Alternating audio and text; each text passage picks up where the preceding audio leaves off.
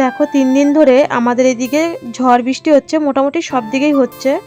আর আমাদের তো গ্রাম সাইডে বাড়ি, মানে ঝড় বৃষ্টি আসলেই কারেন্ট চলে যায়।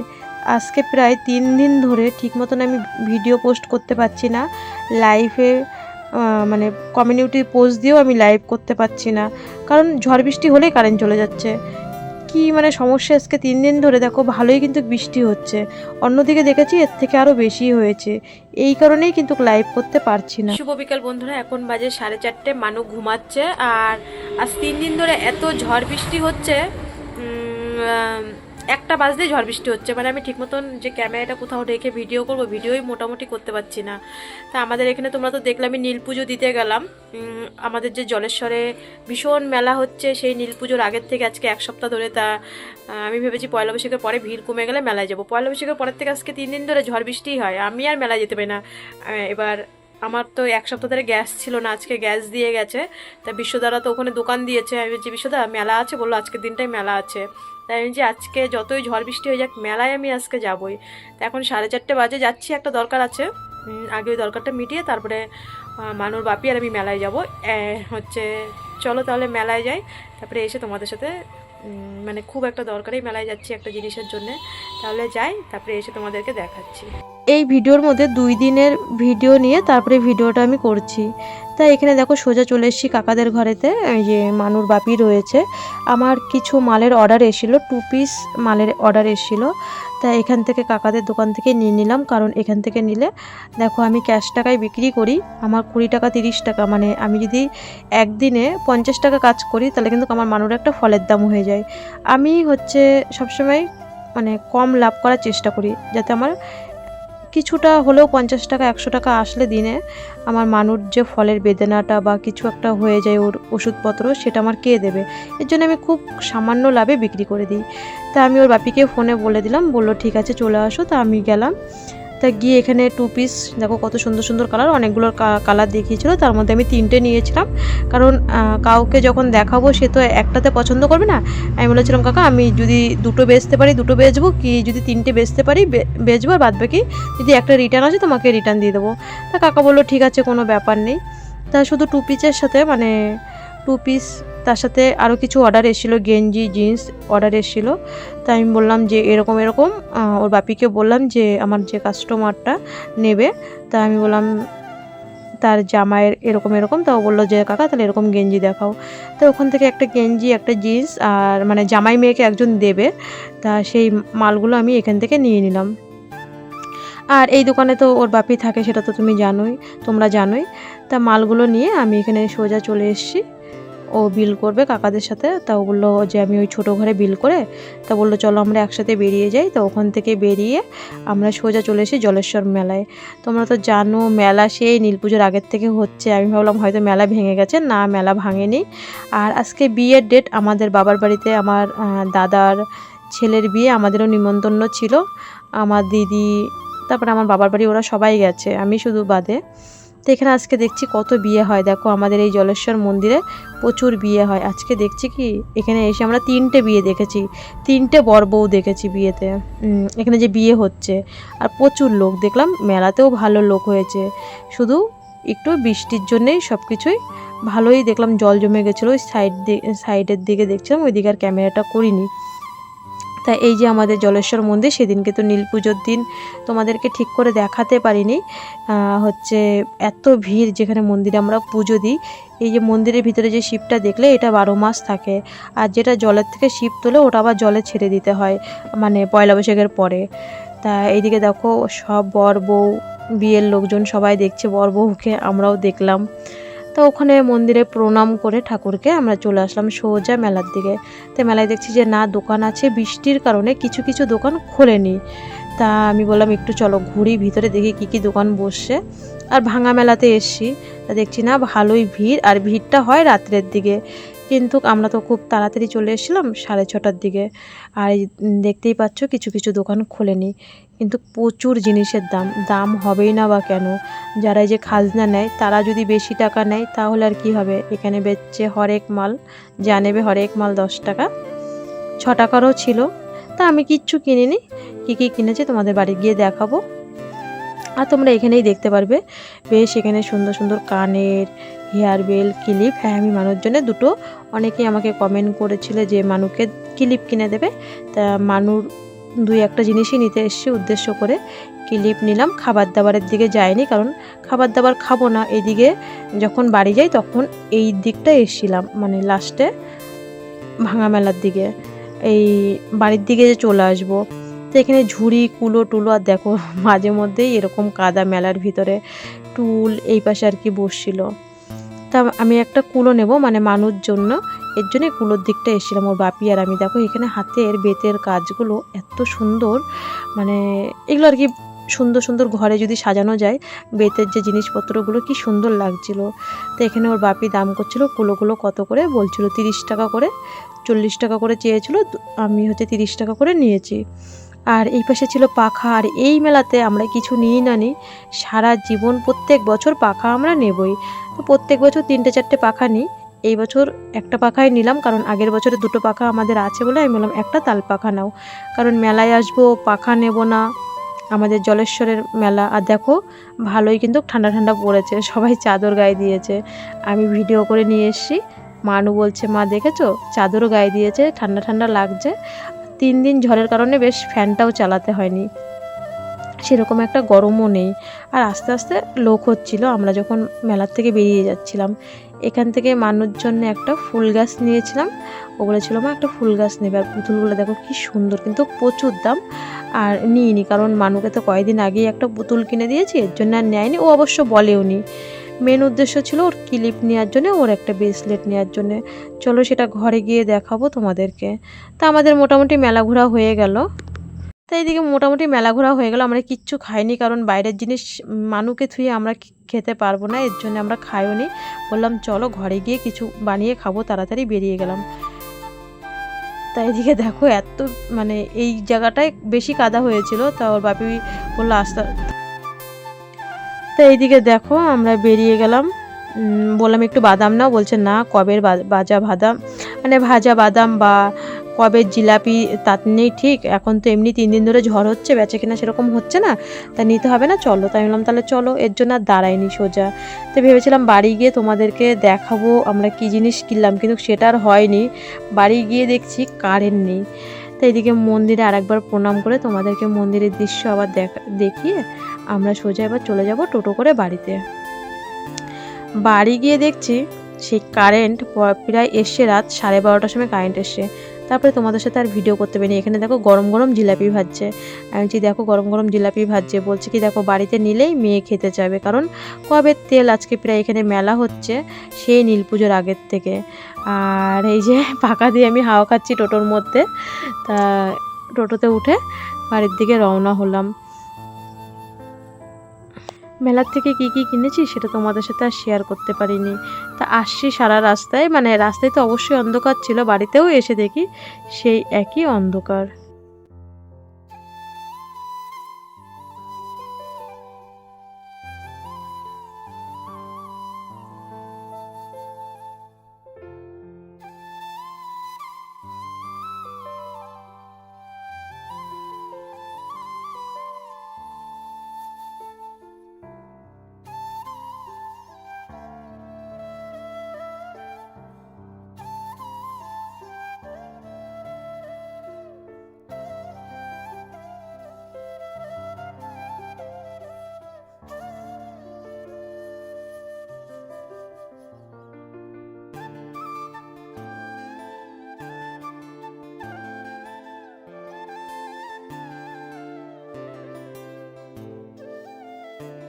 তোমাদের সাথে কথা বলতে বলতে তার মধ্যে আমি প্রেসারে একটু ভাত বসিয়ে দিয়ে এসেছি, ফেনা ভাত করবো, আলু সিদ্ধ ঘি ফেনা ভাত, বাবা আর মেয়ের জন্যে।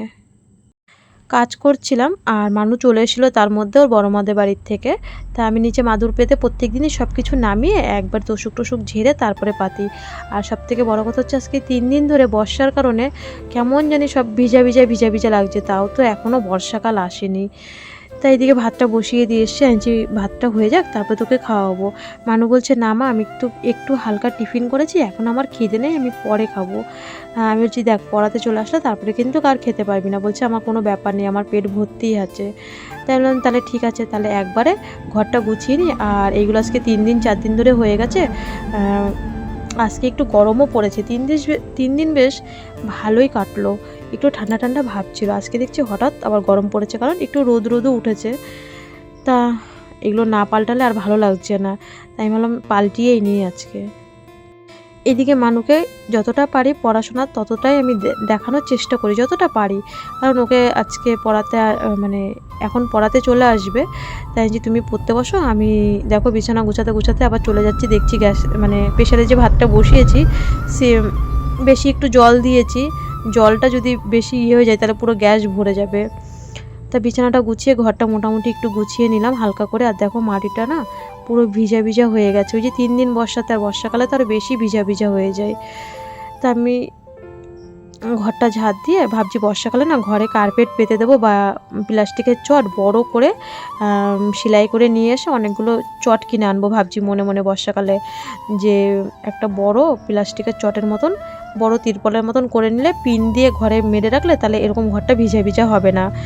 কারণ আমাদের পাশের বাড়িতে আমি এরকম একজনের দেখেছি, তাই আমি ওর বাপির সাথে বলছিলাম যে প্লাস্টিকের চট করে নিয়ে এসো। তো এবার বর্ষার সময় বলছে ঠিক আছে, জ্যৈষ্ঠী মাসটা যাক তারপরে করে নিয়ে আসবো। যে ঠিক আছে। তো এদিকে ঘর কমপ্লিট করে বাবাকে ভাত দিয়ে দিয়েছি, বাবা ভাত খেয়ে নিল। মানু বলল যে আমি ভাত খাবো না। আর কলটা দেখো, ওই বললাম না কয়দিন ধরে খারাপ হয়ে গেছে, যতই মিস্ত্রি দিয়ে ঠিক করে আনি, অনেক বছরের কল তো, বলছিল কলটা তুলতে হবে। তা ওর বাপি বলছে চালাও আজকের দিনটা, তার মধ্যে কারেন্ট নেই। তা কল পাম্প দিতে একটু কষ্ট হচ্ছিল, তা মানুকে পড়িয়ে গেল, বাবাকে তার মধ্যে ভাত দিয়ে দিলাম, আলু সিদ্ধ, ঘি আর ফেনা ভাত। এটাই হচ্ছে সকালের খাবার।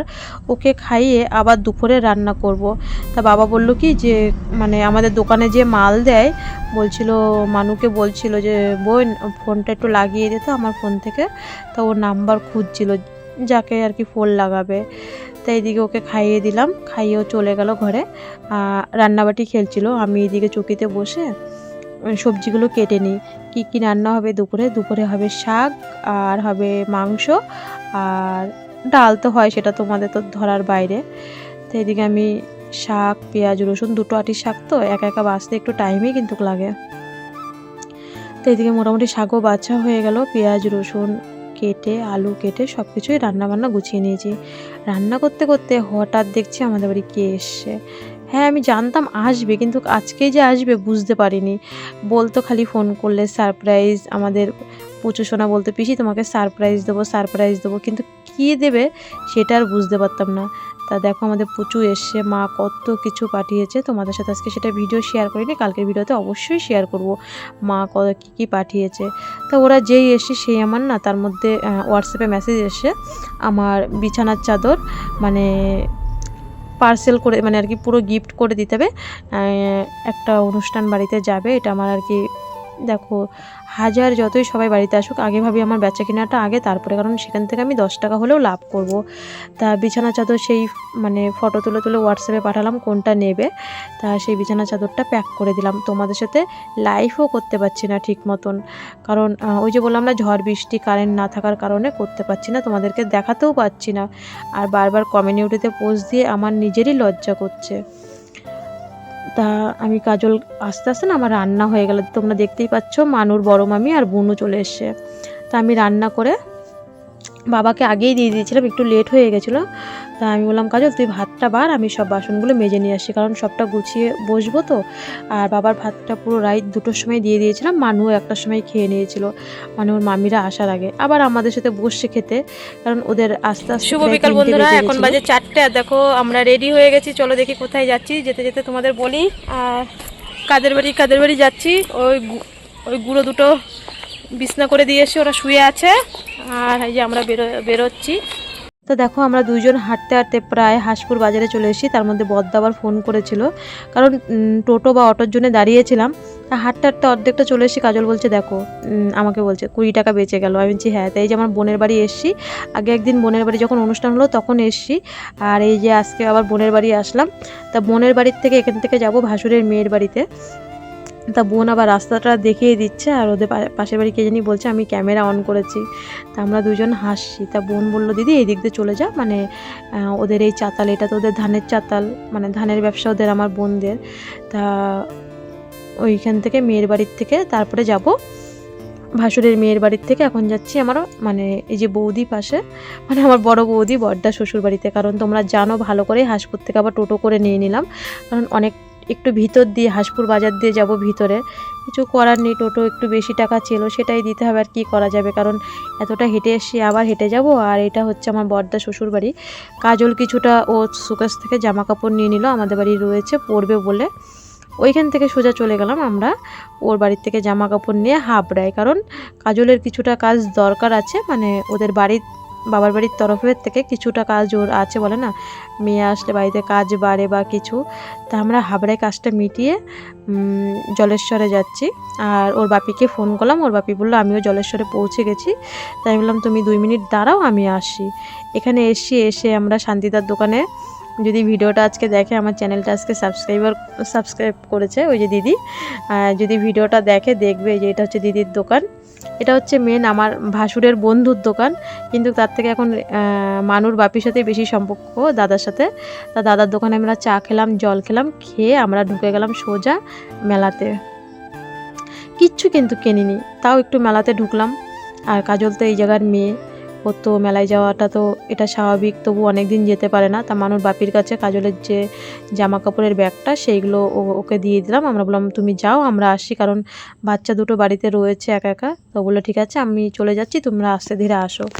তা মেলাতে আমরা কিচ্ছু কিনিনি, তাও ভিতরে ঢুকেছি কিন্তু। হ্যাঁ, তা বলছে চলো দিদি একটু মেলায় ঢুকি। আমি বললাম চল তাহলে ঢুকি।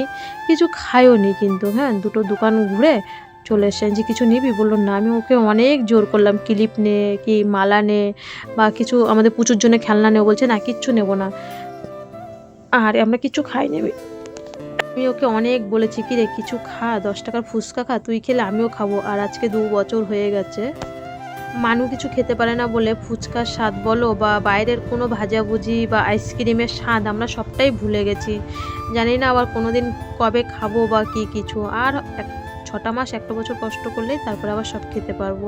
তাই আমি ভেবেছিলাম আমার না একটু তরকারির ঝুড়ি নিতে হতো, তা মানে ওই সবজি টবজি রাখার জন্য। তা লেট হয়ে যাচ্ছিলো বলে কিচ্ছু নিইনি, সোজা মেলার থেকে বেরিয়ে গেছি ঘুরে। বন্ধুরা কালকে মেলায় গেছিলাম মানুর বাপি আর আমি। এই দেখো ওদের 2 বোনের জন্য 2টো কুলো এনেছি, কেমন বলো হয়েছে। আর কিছু আনিনি। ওরে বাবা সেই রকম জিনিসের দাম, যতই বৃষ্টি হোক ঝড় হোক এইগুলোই তাই 30-60 টাকা এই দুটো। আর মানুষ জন্য অনেকেই আমাকে কমেন্ট করেছিল যে দিদি এবার 2টো ক্লিপ কিনে দাও। সত্যি ওকে যে ছোট্টবেলায় ওর বনুর মতন থাকতে হচ্ছে ক্লিপ লাগাতাম সেই ছোট্টবেলার মতন, তখন তো আরো সুন্দর চুল ছিল। এখন তোর ওষুধের জন্য কুকরানো চুল হয়ে গেছে, পরে ঠিক হয়ে যাবে। আর যাই কুকরানো চুল হোক বা যাই হোক, মানে সুস্থ থাকুক প্রভুর কাছে বলি, এটাই সব থেকে বড় কথা। এই দেখো ক্লিপ, 2টো ক্লিপ এনে দিয়েছি। ওর বার্থডেতে ড্রেসের কালারে পরবে, ওর ড্রেস মানে যেই কালারের জামা, এটা সবার সাথে চলবে। 2টো ক্লিপ এনেছিলাম। আমি যেই জামাটা দিয়েছি কে কাকিমা, তারপর ওর হায়দ্রাবাদে মাসিমুনি, সব জামার সাথে এই ক্লিপটা চলবে। আর এই ব্রেসলেটটাও দেখো, ব্রেসলেটটাও হচ্ছে সব কালারের সাথে ওর চলবে বলেই এই কালারের ব্রেসলেট, পিঙ্ক কালারের। কাকিমা যে জামাটা দিয়েছে ওইটার মধ্যে সাদা পিঙ্ক, এটার মধ্যেও দেখো সাদা পিঙ্ক কালারের, বার্থডেতে পরবে। আর হায়দ্রাবাদের দিদি যেটা দিয়েছে সেটা হালকা পিঙ্ক। আর এই ক্লিপটা আমি বলতে কি আমার বাবা যেটা দিয়েছে যেই জামাটা, ওটার সাথেও চলবে। এর জন্য সব একরকম সেট নিয়ে এসি। এই হচ্ছে কালকে মেলার থেকে ওর বাপি আর আমি গেছিলাম। আর আজকে আমি আর বৌদি কিছু আনিনি, পোকা, আমি আর বৌদি কিছু আনিনি, এমনি মেলায় গেছিলাম, ঘুরে আবার চলে এসেছি।